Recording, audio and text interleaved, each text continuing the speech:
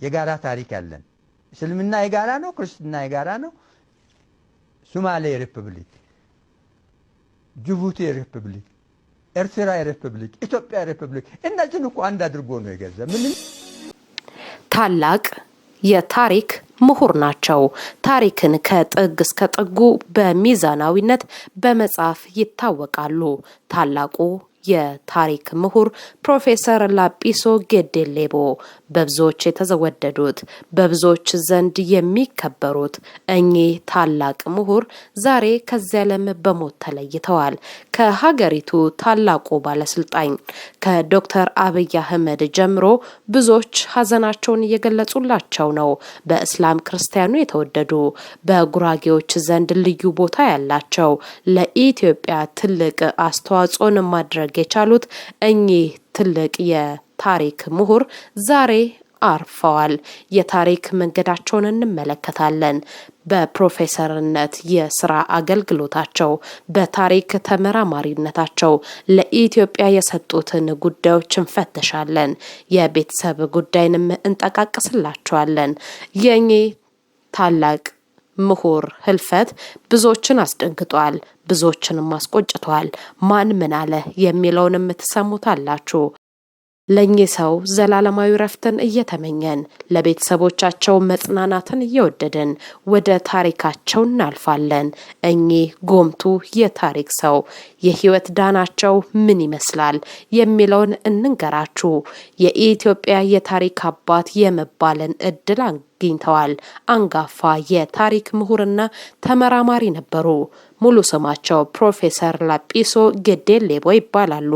በሕክምና ሲረዱ ቆይተው ነው ዛሬ ጥቅምት 30 ቀን ከቀኑ 9 ሰዓት አካባቢ በተወለዱ 87ኛ ዓመታቸው ከዚህ ዓለም በሞት የተለዩት ፕሮፌሰር ላጲሶ ጌዴሌቦ በህይወት በነበሩበት ዘመን ለሀገራችን ኢትዮጵያ እንዲሁም በአፍሪካ የታሪክና ጥናት ምርምር ሲካሄድ እሳቸው ቀዳሚ ተመራማሪ ነበሩ።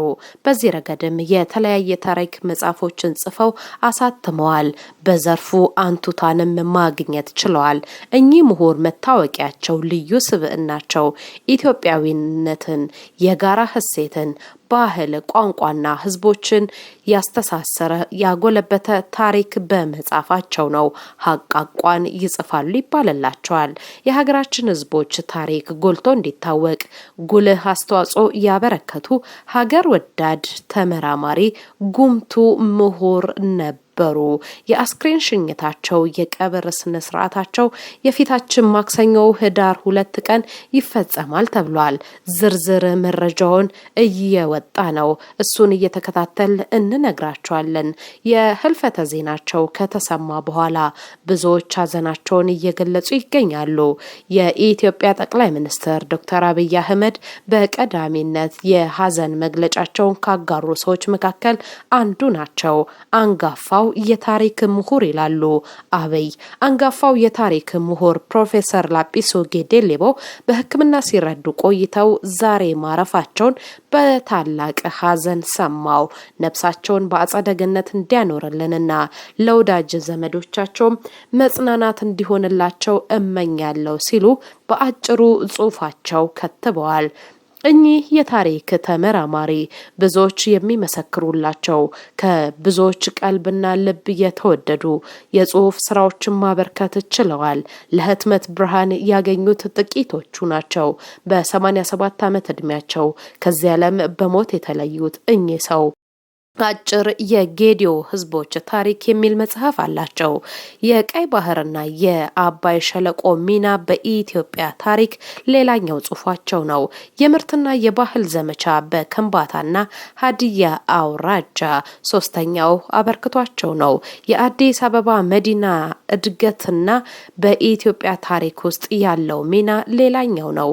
የኢትዮጵያ ረጅም የህዝብና የመንግስት ታሪክ ኢትዮጵያ የገባር ስርዓትና ጅምር ካፒታሊዝም ከ1900 እስከ 1960 እንዲሁም የኢትዮጵያ የመከራ ስርዓትና የኤርትራ ጥያቄ ሌላኛው ለህትመት ካበቋቸው ጽሁፎቻቸው መካከል የሚጠቀሱላቸው ናቸው።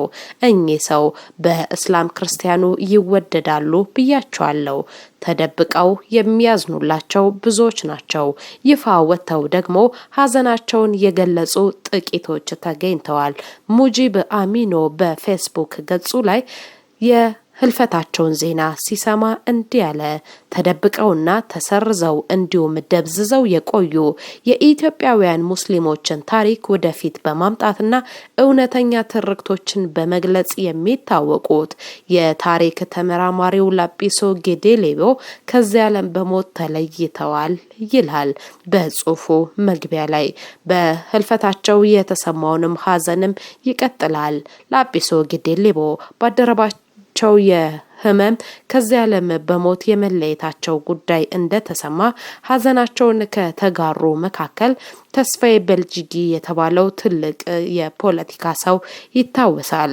በኢትዮጵያ ታሪክ እድገትና ውጣ ውረድ ውስጥ ዘመን የማይሽረውን አሻራ ማኖር የቻለው ታላቁ ሰው ታላቁ ምሁር ፈላስፋ ፕሮፌሰር ላጲሶ ጌዴሌቦ ከዚህ ዓለም ድካም ማረፉን ሰማው። ልብ ሰባሪ ነው። ለወዳጅ ዘመዶቹ መጽናናትን እመኛለሁ ሲል ነው የፌስቡክ ገጹ ላይ የከተበው። ኢትዮጵያን ሂስትሪ ኤንድ ቱሪዝም ወይንም የኢትዮጵያ ታሪክና ቱሪዝምም በዚህ ሰው ህልፈተ ዜና መሰማት ሀዘኑን እየገለጸ ይገኛል። ይህ የኢትዮጵያ ጎምቱ ተመራማሪ ነው ብለናቸዋል።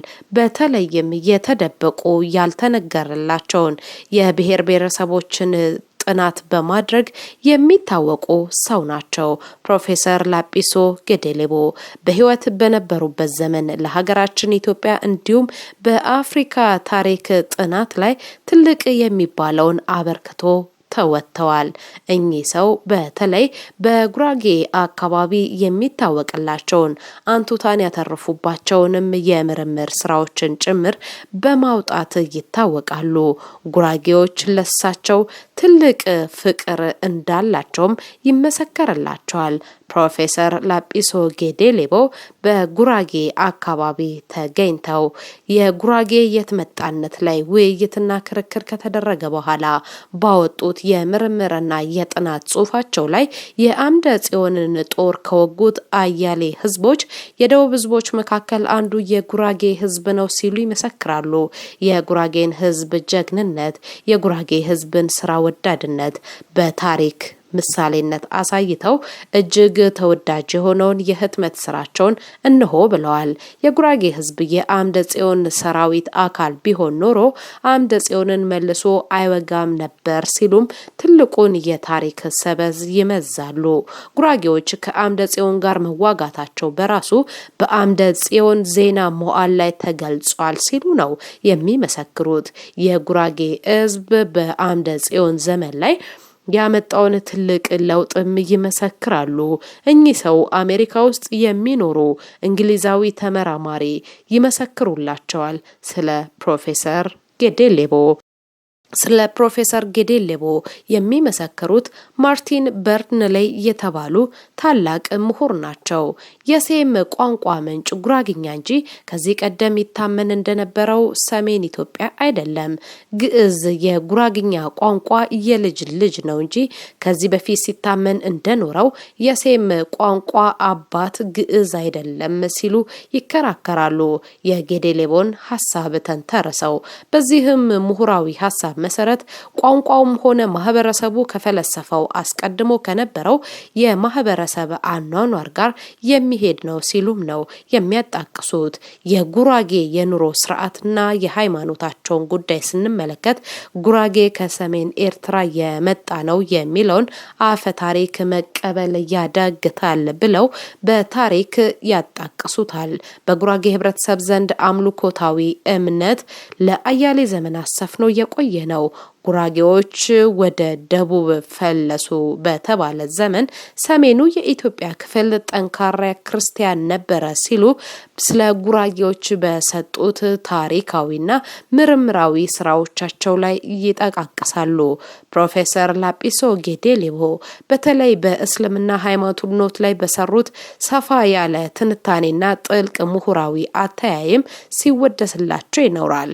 ከዛ በእስልምና እምነት ተከታይ ከሆኑ ብቻ ሳይሆን እውነትና ሀቅን መመስረት ላይ በተመረኮዘው የኢትዮጵያ ጥናትን በሚደግፉ ሰዎችም የኚህ አንጋፋ የታሪክ ተመራማሪ የፕሮፌሰር ላጲሶ ጌዴሌቦ እጅግ የሚወደድ ስራቸው ነው።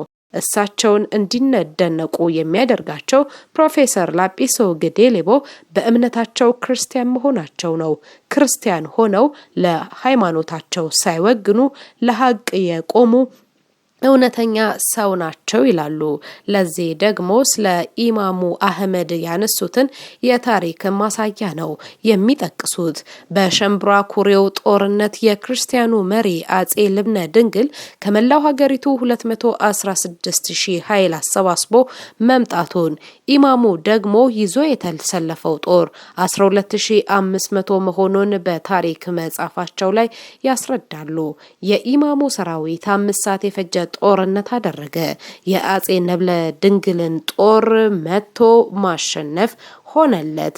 ስትራቴጂካዊ የሆኑ ቦታዎችን ያዘ እና ማንኛውም ነገር ቁርአንን እየጠቀሰ ጀግንነትን እያወደሰ በግልብ ማሳያ ብቻ ሳይሆን እውነታዊ የሆነ መሰረት ላይ የተረጋገጠ ጽሁፎችን ያስነበበን ላጲሶ ጌዴሌቦም ብቻ ነው ሲሉ በእስልምና እምነት ተከታዮችና የእስልምና ሃይማኖት ላይ ምርምር የሚያደርጉ ሰዎች ያወድሷቸዋል። ሶማሌ ሪፐብሊክ፣ ጅቡቲ ሪፐብሊክ፣ ኤርትራ ሪፐብሊክ፣ ኢትዮጵያ ሪፐብሊክ አንድ ሆነው የተገዙት በአጼ ሚኒሊክ አይደለም፣ በዮሐንስም አይደለም፣ በክርስቲያን መንገዶችና በክርስቲያን መሪዎችም አይደለም፣ ኢማም አህመድ ብቻ ናቸው።